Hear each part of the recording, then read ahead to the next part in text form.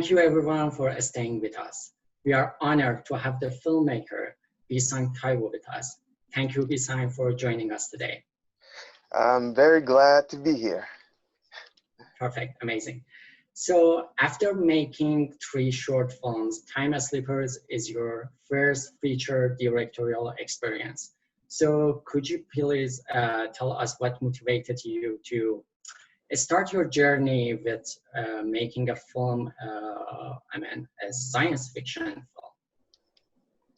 Yeah, well, it was an experiment I did in 2017 where I wanted to test out a few concepts that I'd been thinking of.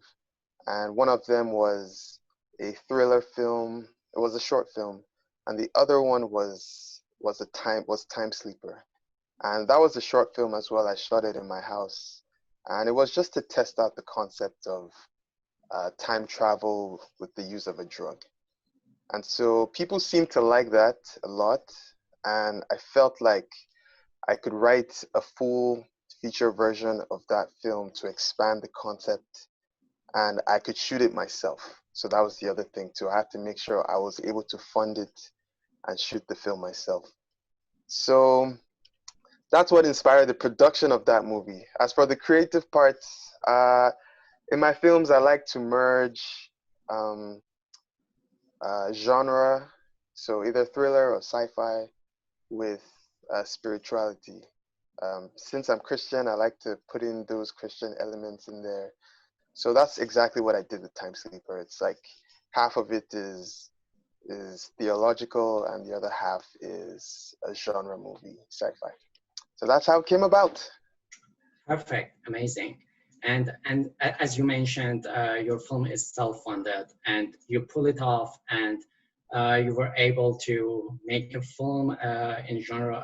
In a genre that usually needs a big budget, and many filmmakers, many young filmmakers in the same situation as yours might see your film as inspiration. So could you please share with us your secrets, how you could manage this project, and how you could gain people's trust, to invest their time, their expertise, or even little money, or letting you in their properties to make your film free of charge.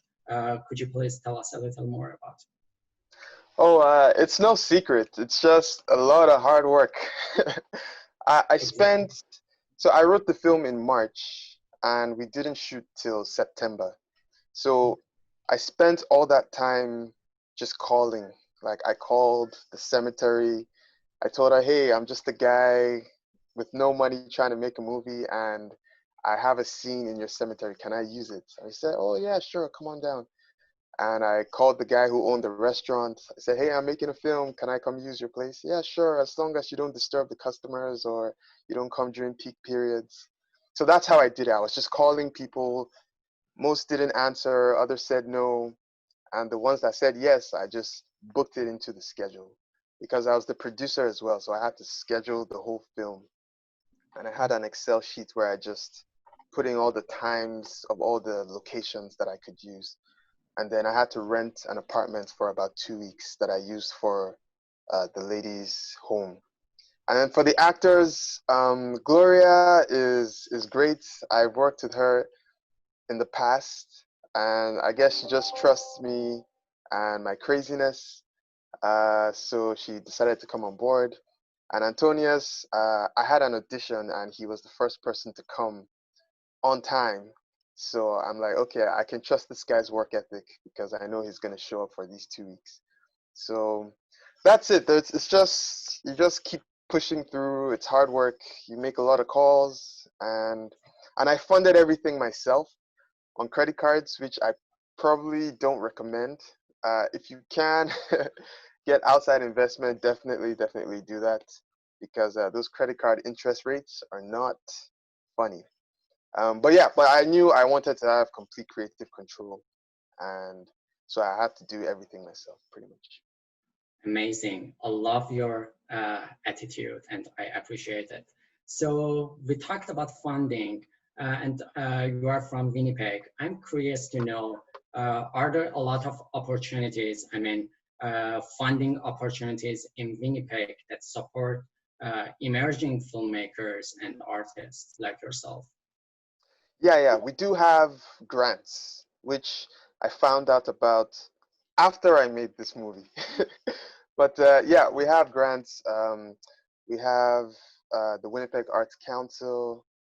Um, we have we have the Manitoba Arts Council as well. We have the Canada Council. We've got CMF, Telefilm.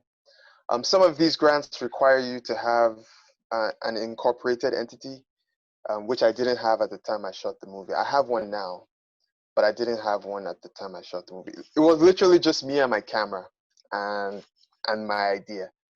But yeah, there is support for that. If you can go through the paperwork, if you have the patience to go through that, I probably have to hire someone to fill out those grant forms because, man, paperwork it's the bane of my existence. So, but yeah, but there's definitely support in Winnipeg and in Canada as a whole. Perfect, amazing. So let's say if you could travel back in time before starting before starting filming this project, uh, would you prefer to apply for these grants with your current experience right now? Would you prefer to apply for those grants and secure your funding instead of using your credit cards? Yeah, absolutely. That's actually what I'm doing now for my next projects that I have in store. Oh, I also forgot to mention the Winnipeg Film Group is like huge here in Winnipeg. They're very, very, very supportive, and they've definitely helped me. I actually got a grant from them just recently to promote Timesleeper, the movie. So they're great. Ben especially is amazing. But yeah, if I had to do this again, I would do a lot of things differently. I would build a team for sure. I would definitely apply for funding. I've incorporated my entity now, so I have a film production company. I'll be doing all my film productions through that company, and I will definitely be applying for grants and outside investments, and doing things the proper way. Now that I have the experience of hindsight. Yeah, great, amazing. So in Timesleeper, you filled many positions from writing your script to shooting your film and then editing and now distributing your film. And obviously you have gained a lot of experience in each film.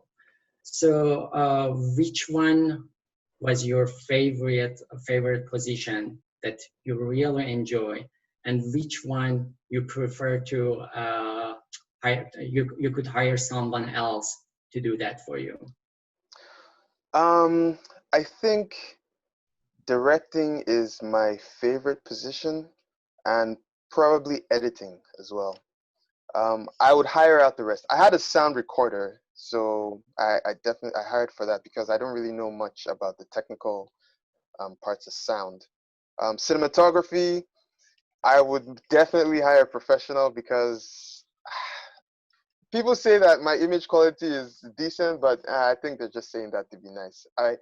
I wish that's a role that because I admire beautiful cinematography. It's something I always look forward to when I watch movies.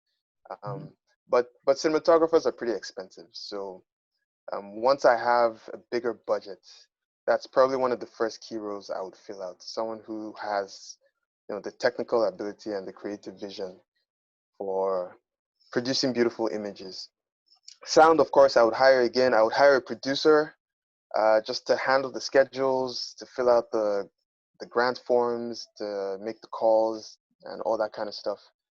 And probably someone in sales because I kind of need to sell this movie to make some of that money back. So, and I'm really not good at sales, so I'll definitely have someone to guide that sales path as well.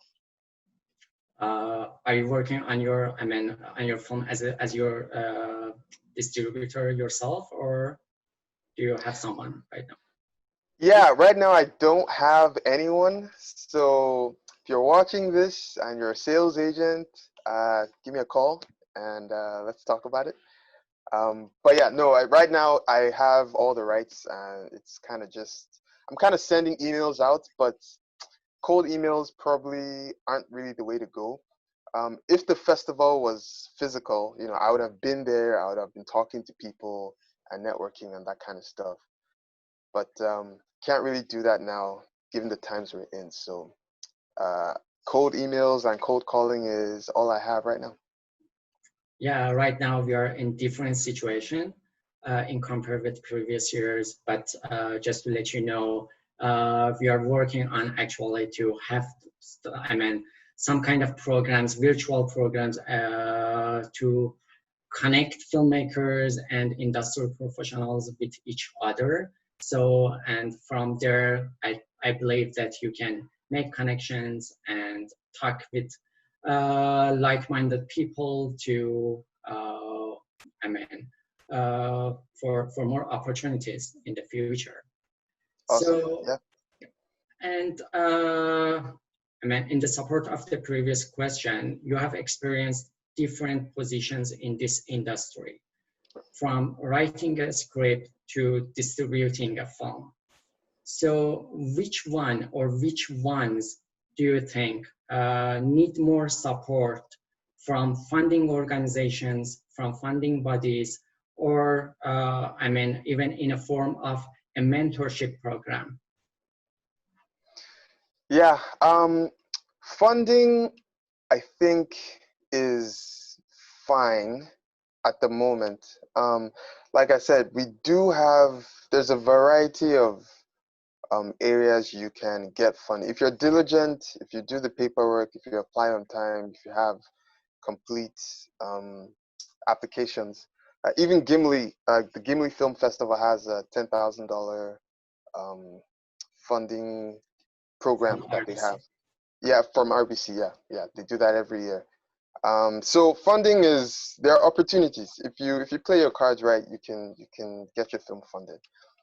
Distribution, honestly, and maybe it's just because I don't know, but distribution is pretty tough, man. If there was a clear-cut path to, you know, after you make your movie, this is where it's going, this is the network it's going, and this is how much you can expect to get back.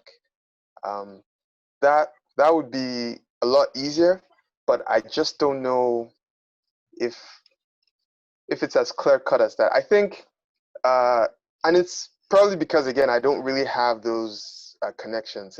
If I had head of CBC uh, on my speed dial, you know, I could just call them and say, hey, I've got this pitch. Are you guys interested in this? And if they say yes, then I know for sure I have my distribution path set, right?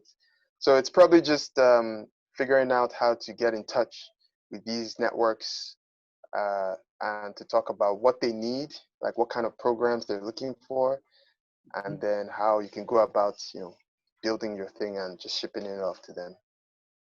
Perfect, amazing. So unfortunately, we don't have time actually to continue this wonderful conversation. Is there anything else that I didn't ask, or any special thank you to your team that you would like to say now? Yeah, for sure. Thanks to everybody that made this film possible: Gloria, Antonius, Ken, Terry, and Joanne, and I'm probably forgetting a bunch of people. All the guys that let me use their locations, the church, the funeral home, the hospital, um, and all the places I'm forgetting as well. Thanks to Ben. Ben is amazing. He's doing some good work here in Winnipeg, and I always look up to him for advice. Thanks to Winnipeg Film Group. Those guys are amazing as well. And yeah, thanks to you guys, man, for picking my movie.